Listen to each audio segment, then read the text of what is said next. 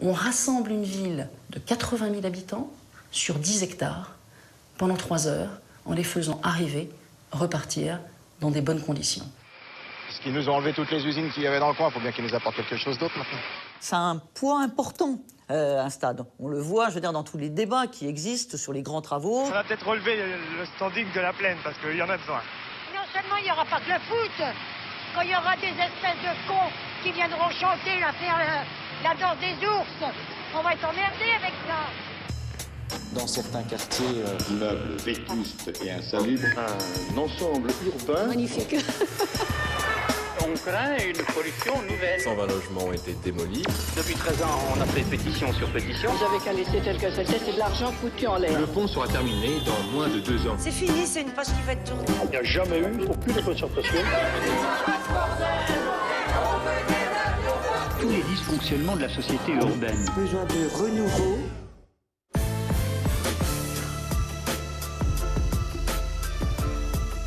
« 31 mois de travaux, 15 années d'existence, 80 000 places assises, 500 000 tonnes de béton et d'acier, 9 000 mètres carrés de pelouse, des milliers de matchs, de concerts, des holas, des buts, du bruit, de la joie. »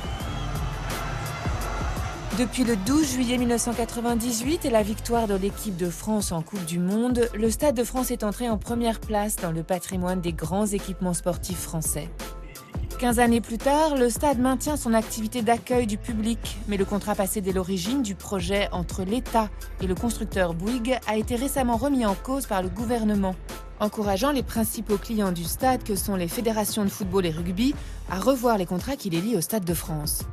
Le quartier qui en 1993 avait été choisi pour accueillir le stade a de son côté connu de profondes transformations sociales et urbaines, directement liées à la construction de l'édifice.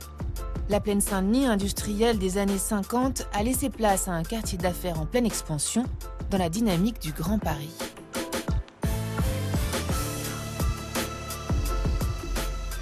En 1992, la Fédération internationale de football désigne la France pour organiser la Coupe du Monde 6 ans plus tard.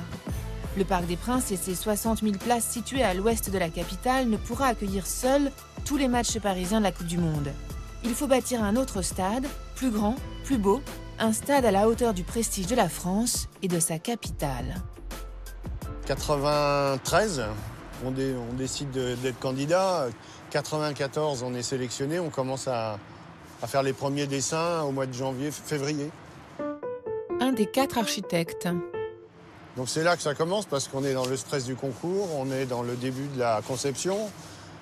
On est des architectes, 4 associés qui travaillent ensemble, mais qui n'avont pas forcément l'habitude de travailler ensemble. On a des équipes qu'il faut rôder aussi ensemble. On a des égos qu'il faut régler ensemble. Donc tout ça, ça fait que très très vite, on est dans le sujet. Et on a très peu de temps, parce qu'on a 2 mois pour faire l'esquisse. Et puis, au bout de 2 mois, je dirais, les dés sont jetés, parce que l'esquisse, on ne va pas la refaire 2 fois. Pour cette équipe d'architectes, c'est donc une aventure sans précédent qui commence. Ils doivent réaliser un ouvrage hors norme dans un délai exceptionnellement court. On apprend, si ma mémoire est bonne, qu'on est lauréat en octobre 1994. Et on a donc 3 ans, un peu plus de 3 ans pour réaliser l'ensemble de l'œuvre. Et d'abord, quand on gagne, on est fantastiquement heureux, c'est extraordinaire. Et puis très vite, on se dit, mais bon, ce qu'on a dessiné, c'est quand même un peu fou, quoi. Il va falloir le faire maintenant. Ça a été effectivement pas une course contre la montre, parce qu'on n'a jamais douté du fait qu'on arriverait au bout. Parfois c'était difficile, on avait des levages de toiture, on était tributaire de la météo, mais je crois qu'on a eu une équipe d'ingénierie exceptionnelle et avec des gens qui étaient probablement les meilleurs dans leur domaine. Et avec un sens de l'anticipation, de l'organisation, qui nous a à la fois beaucoup aidé, beaucoup appris et qui a vraiment permis un chantier difficile, mais jamais dans la panique, jamais. Le souvenir que j'en ai, c'est quelque chose de très maîtrisé, voilà. On avait fait le cadre, et maintenant on plante le décor. Puis bientôt, il y aura les acteurs. C'est un moment important. C'est même un moment très émouvant, je trouve, parce que cette pelouse, c'est tout le symbole de ce stade. Au fond, c'est même la raison d'être du stade. 40 000 plans dessinés, 800 000 mètres carrés de terrassement effectués en 5 mois, 180 000 mètres cubes de béton coulé en 1 an. Le tout pour un coût total de presque 300 millions d'euros. On est à Saint-Denis, on a la basilique, on a l'école de la Légion d'honneur. On est à 2 pas de Paris et il y a tout un symbole à trouver. Et donc, le dessin de ce stade, une fois que j'ai dit ça, on peut le comprendre déjà à l'image de sa toiture. C'est une sorte d'élément fédérateur d'un site qui, à l'époque, était en déshérence, mais qui devait devenir le point focal d'une renaissance. Un point focal construit au nord de la capitale, à quelques centaines de mètres de la porte de la Chapelle, dans la 3e ville la plus peuplée d'Île-de-France, Saint-Denis. Plus précisément au nord de la plaine Saint-Denis, un quartier anciennement ouvrier, où le quotidien des habitants a été profondément bouleversé par l'arrivée du fameux édifice. C'est la première chose que l'on a dit. Il était hors de question que l'on parte. La voisine. Moi, j'ai été baptisée comme ça par les journalistes du Parisien parce que systématiquement, à chaque réunion, j'avais toujours quelque chose à dire par rapport à notre cité et qu'on ne voulait pas que notre cité soit démolie. Et c'est vrai que tous les problèmes qu'on a eus, à chaque fois, je ramenais ma fraise, oui, c'est vrai. Alors, j'étais la Gauloise irréductible du Gai-Logis. Le Gai-Logis, c'est une petite cité coincée entre l'autoroute et le parvis du stade. Lorsque les architectes présentent aux résidents la maquette du Stade de France en 1994, ces derniers y remarquent un détail pour le moins inquiétant. Il y avait un espèce de rectangle noir. Alors on a posé la question. On savait que c'était nous qui on représentait là. Mais on nous a répondu « Ah, ça, c'est la verrue du Stade de France ». Mais voilà, l'acharnement de Madame Chabin et de ses voisins a payé et aujourd'hui le Gai-Logis reste en place. Ce qui n'a pas empêché ses habitants de vivre ces 15 dernières années au rythme du stade, depuis sa construction mouvementée jusqu'au bruyant soir de match. Seul vestige du passé ouvrier de la plaine, le Gai-Logis est l'unique survivance d'un temps aujourd'hui révolu. Moi, je suis à la plaine Saint-Denis depuis 1957. Je suis au Gai-Logis depuis 1970. Sur le devant là, c'était les terrains du gaz. Il y avait les pavillons là directement sous nos fenêtres. Et plus loin sur le terrain, jusqu'à la rue Francis de Pressensé, c'était ce qu'on appelait les gazomètres. Et puis là maintenant, la plaine, c'est quoi? C'est des bureaux. Que des bureaux, que des bureaux. Et notre cadre de vie est dégradé. Dégradé, selon Madame Chabin, sans aucun doute entièrement redessiné. Patrick Braouzek, autre témoin historique de la construction du stade, du côté des décideurs cette fois, était le maire communiste de Saint-Denis lorsque la ville n'était pas encore pressentie pour accueillir le stade. L'origine du stade, à l'époque, c'était avant 1993, ce stade devait s'installer à Melun-Sénart. Ça avait été le choix du gouvernement de l'époque. L'ancien maire. Et puis en 1993, changement de majorité. La droite revient aux affaires. Et on sait, parce qu'on entend un certain nombre de personnes dire que la question de la localisation du stade à Melun-Sénart pose problème, notamment des mouvements sportifs qui considèrent que le stade est trop éloigné de Paris. Le site choisi sera donc la Plaine, un territoire à l'abandon, au cœur d'un département alors sinistré, la Seine-Saint-Denis.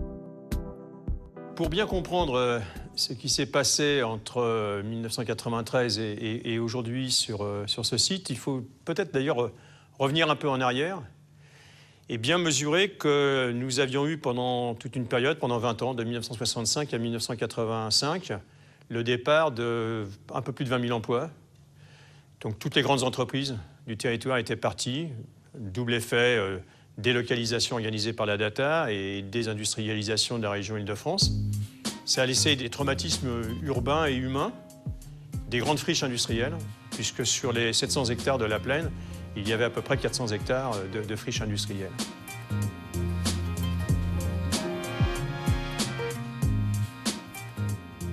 pour son maire, la ville ne peut se contenter d'accueillir le stade. Elle doit profiter du chantier pour entamer une profonde requalification de ce qui fut la première zone industrielle en France jusqu'à la fin des années 50.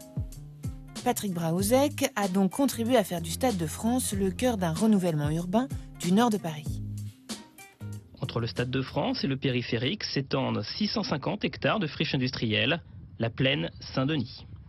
Un espace en voie d'aménagement dans la foulée du mondial, avec comme tête de pont les entreprises. Principal atout de séduction pour les faire venir, l'accessibilité. La plaine est en effet au cœur d'un noyau de communication, A1 et A86, avec direction vers l'aéroport du Bourget de Roissy, RER-D, RER-B. Ça ne s'est pas fait comme ceci naturellement. On a eu, à partir du moment où la décision du stade a été prise, l'intérêt de quelques promoteurs, investisseurs qui venaient voir sur place, mais qui ne s'arrêtaient pas. Il a fallu attendre d'ailleurs un an après la Coupe du Monde, donc fin 99, pour voir des promoteurs et des investisseurs s'arrêter et venir dire « bon, nous sommes intéressés par ce site ». C'est au début des années 2000 que la plaine commence à voir des sièges sociaux de grandes entreprises s'installer autour du stade. Parmi elles, l'AFNOR, qui en 2001 a posé ses locaux face à la gare du RER-B. AFNOR s'est installé ici dans le prolongement de la construction du Stade de France. La pionnière. Il y avait, somme toute, assez peu d'activités tertiaires installées sur ce territoire. Et nous étions effectivement parmi les premières entreprises à suivre le mouvement du Stade de France. Et alors le choix de s'installer à Saint-Denis a été guidé par différents aspects, notamment la recherche d'espaces plus importants. L'AFNOR était auparavant installée à La Défense et a été guidée par en fait un double choix, la disponibilité du foncier, l'intérêt, l'attractivité économique également du foncier et la proximité de Paris, de Charles de Gaulle, les liaisons directes et faciles. Les gens viennent un peu de partout, de Paris, de proche banlieue. C'est le quartier d'affaires de La Défense numéro 2. Auparavant, je mettais à peu près 40 minutes pour venir, maintenant une petite demi-heure, parce que tous les trains, dorénavant, s'arrêtent à la plaine Stade de France. Il y a un certain nombre d'établissements, de restaurants, de cafés qui sont ouverts et qui donnent un peu d'animation dans le quartier, ce qui en avait bien besoin. C'est un quartier encore en devenir. Il est très différent de ce qu'il était en 2001. Il y a des bâtiments qui se sont construits, il y a d'autres sociétés qui sont arrivées, il y a progressivement des commerces qui s'installent. Donc c'est vrai que les salariés ont plutôt tendance à venir travailler dans de bonnes conditions parce que les bâtiments sont neufs, ils sont modernes, ils sont agréables et confortables, mais finalement sortent assez peu de l'entreprise et repartent chez eux le soir. Dès 17h, le quartier se vide en effet de l'essentiel de ses 50 000 travailleurs. La grande majorité des salariés de la plaine n'y réside pas. Une statistique que certains voudraient inverser. Ce qui est aussi important pour nous, c'est de faire en sorte que les salariés qui viennent aujourd'hui avec leur entreprise puissent aussi trouver des réponses à leurs demandes de logement. Donc il y a un double mouvement qui est fait. À la fois faire embaucher des gens du territoire et faire en sorte que des salariés qui le souhaitent puissent trouver un logement, quel qu'il soit d'ailleurs, sur le territoire de Plaine Commune. Donc ça, c'est quelque chose qui, pour nous, est important. L'objectif qu'on peut se fixer dans les 10 ans qui viennent, c'est d'arriver au même taux qu'à Paris, c'est-à-dire d'avoir finalement un rapprochement lieu de travail, lieu d'habitation qui permette à la moitié de la population de vivre et habiter sur le territoire de Plaine Commune. Christine Bellavoine est la sociologue de la ville de Saint-Denis. Elle observe depuis plusieurs années le quartier changer, constatant notamment l'installation de nouvelles populations qui viennent se mêler à des habitants plus anciennement installés et ainsi modifier la structure sociale de la plaine. On se pose souvent la question de la gentrification et de la transformation de ces quartiers populaires, de ces villes populaires. La spécialiste. On emploie souvent gentrification pour parler de la transformation de quartiers habités, anciens, plutôt de centre-ville ou du moins très habités. Ici, ce n'est pas exactement la situation puisque la plupart des programmes de logement qui sont construits viennent en plus des poches de logement anciennes et qui, elles, sont plutôt réhabilitées, rénovées, etc. La plaine compte aujourd'hui 14 000 habitants contre 6 000 il y a seulement 10 ans. Bien évidemment, cet apport massif d'habitants a permis une diversification du spectre des catégories sociales sur le quartier. Ces nouvelles poches d'habitation, comme les récents bureaux, sont encore une enclave au milieu d'un territoire qui reste populaire par son histoire et son actualité. J'habite à la Plaine Saint-Denis, dans le quartier un peu plus commerçant, justement vers le Décathlon. Vous êtes installé dans le quartier depuis combien de temps? Depuis septembre. En fait, j'ai pris l'appartement en même temps que le travail. Et ça a été proposé par votre société Non, c'était moins pour des facilités de circulation. J'ai eu l'opportunité de pouvoir habiter ici, donc j'en ai profité. Le décalage est encore très marqué entre la plaine et son environnement proche, qui reste inconnu pour ceux qui ne fréquentent le quartier que pour y travailler. Si on traverse le canal, c'est autre chose. Et même si on avance vers le centre-ville de la plaine, vers l'avenue du président Wilson, c'est autre chose. C'est pas du tout le même cadre de vie. Autre chose, ce sont en fait des cités ou des quartiers pas encore touchés par la rénovation. La cohabitation de ces différentes populations dans une même zone a pu créer un sentiment d'insécurité, alimenté par le récit d'agressions plus souvent entendues que vécues. Des collègues.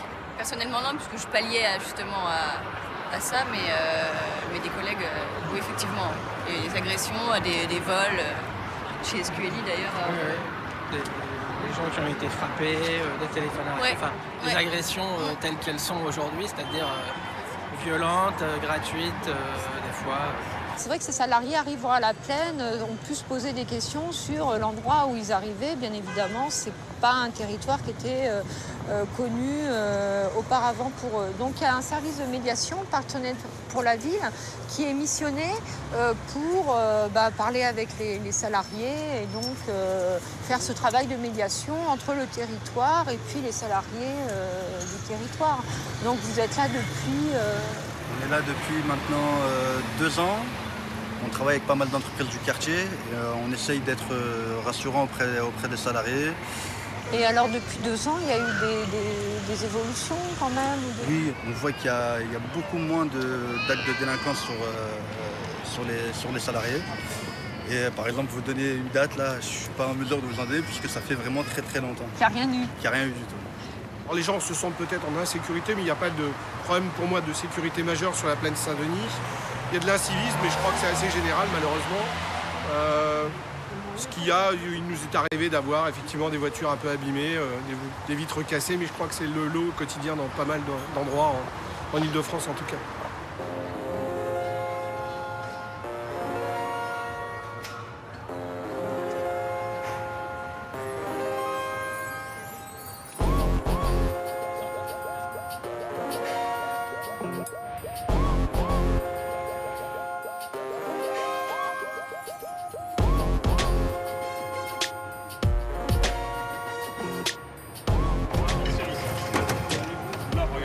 Des rails là. Voilà, au niveau des rails, voilà. Là, il faut que ce soit. Allez les gars. Même ligne, qu'est-ce que ça? Il faut que ce soit en ligne quand même. Regardez, là, il y a un qui est rentré. Là, regarde. Il faut que ce soit bien en ligne. Au-delà du quartier qui l'entoure et qu'il a contribué à façonner, le stade reste un lieu taillé pour le spectacle.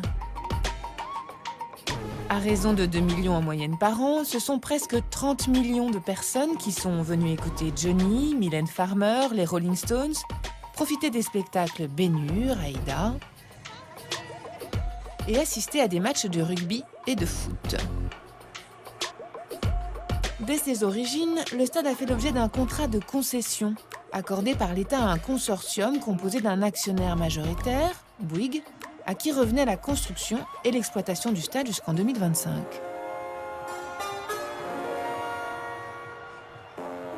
En principe, tous les grands stades accueillent ce qu'on appelle un club résident, c'est-à-dire un club de foot ou de rugby qui joue ses matchs à domicile dans ce stade.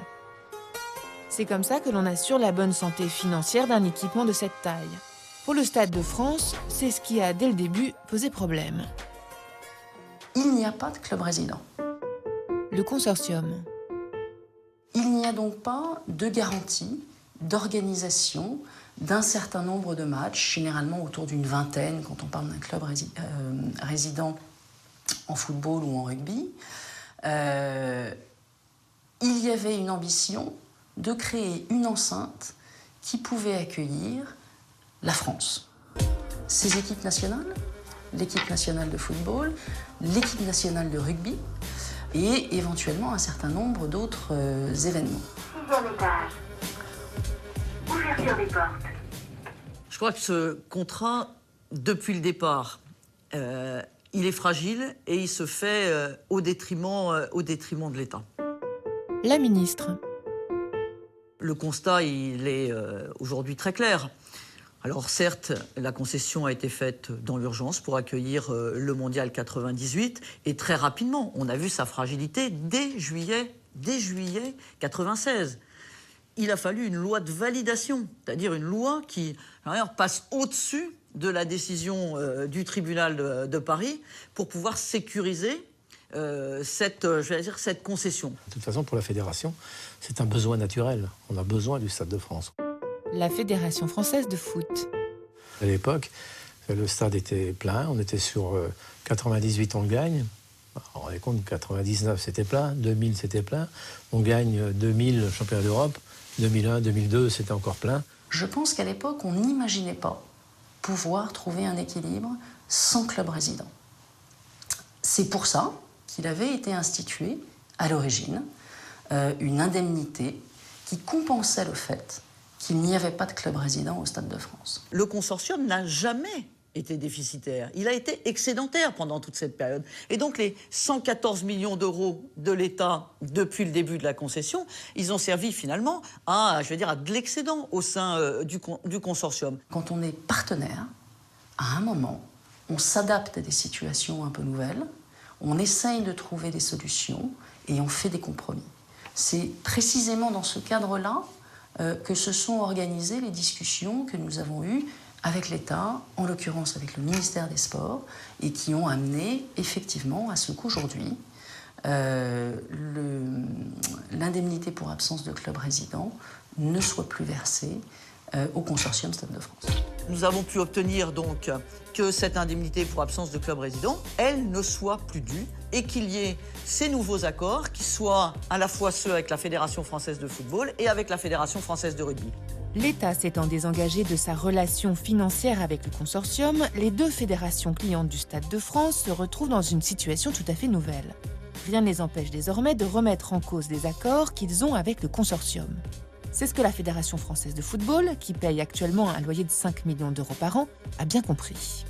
Le Stade de France, pour nous, c'est bien, mais aujourd'hui, le loyer ne correspond pas ni au prix moyen de notre clientèle, qui a baissé, comme partout, c'est difficile.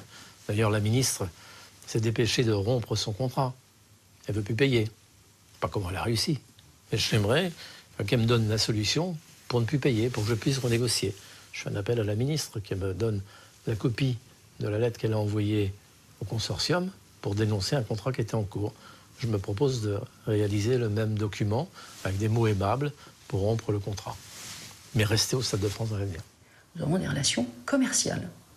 Et donc, nous discutons d'un certain nombre de sujets en essayant de trouver un équilibre qui soit respectueux des intérêts des uns et des autres. Pour la Fédération française de rugby, l'arrêt de la subvention versée par l'État a éveillé des idées d'indépendance. Celle qui verse 1,3 million d'euros au consortium pour chaque match joué au Stade de France a officialisé son projet d'un grand stade dont elle serait propriétaire et qui l'autoriserait à tirer de meilleures recettes en exploitant sa propre enceinte. Il est sain de permettre à cette fédération de s'engager dans cette réflexion, de pouvoir réfléchir à son modèle, quitte à ce que ce modèle ne se réalise pas, mais au moins prenons le temps d'avoir le débat correctement. L'avenir, on a réussi dans cet avenant à faire sauter cette indemnité pour absence de club résident, à sécuriser l'avenir de la concession. Mais ça ne veut pas dire qu'on ne doit pas travailler au développement du Stade de France, à de nouvelles perspectives du Stade de France. En ce sens, moi je suis tout à fait persuadé, et le consortium également, qu'il faut poursuivre le travail sur l'accueil d'un club résident au Stade de France. Écoutez, quand on parle d'un club résident pour un stade de 80 000 places en région parisienne, il y a un nom qui vient à l'esprit de tout le monde.